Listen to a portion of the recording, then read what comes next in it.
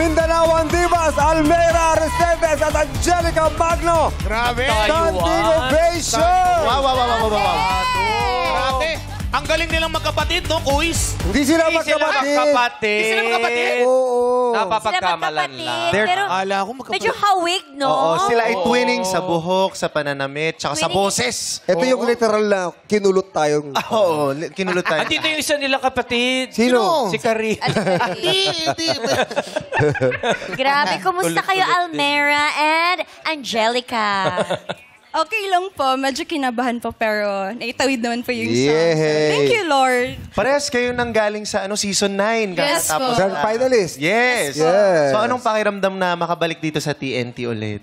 Ako po, I'm very thankful and I'm very happy po na muling makabalik sa TNT stage.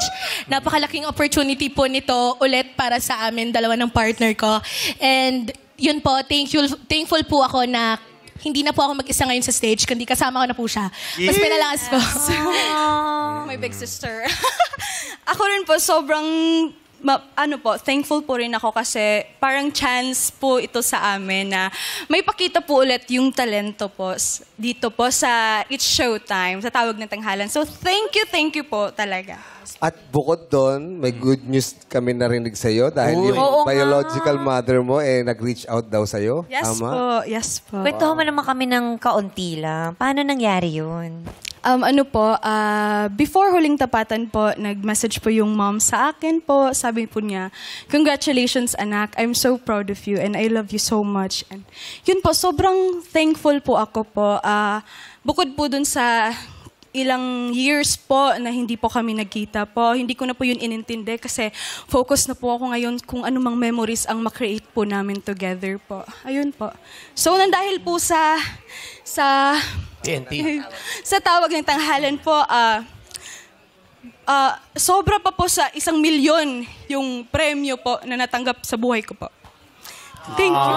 At saka ang tagal ng panahon sila hindi nagkita. Grade 2 pa lang siya noon. Yes. Oo. At dahil dyan, wala. Akala ko nilipat natin eh. May pag-call in May pag-call in.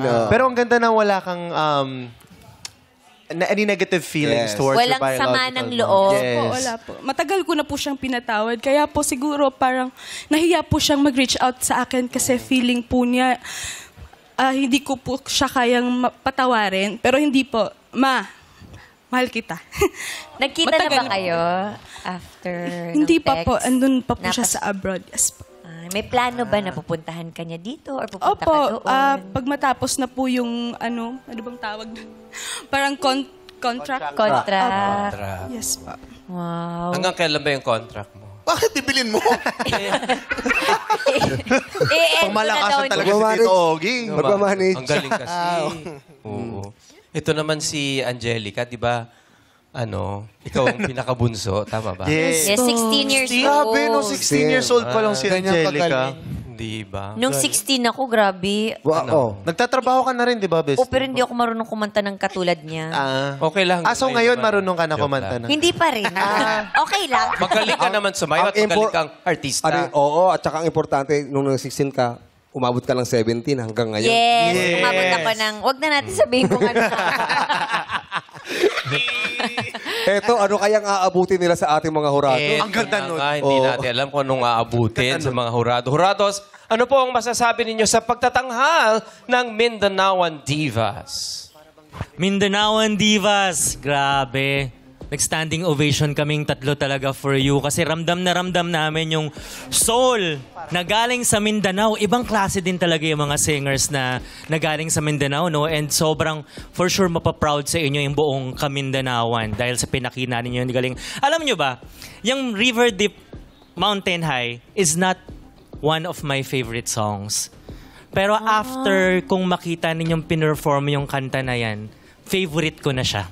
Wow! Kasi, iba, binigyan nyo na ibang kulay. Kasi, marami yung ibang versions bukod kay Ike and Tina Turner originally, di ba? And then may Celine Dion version din yan.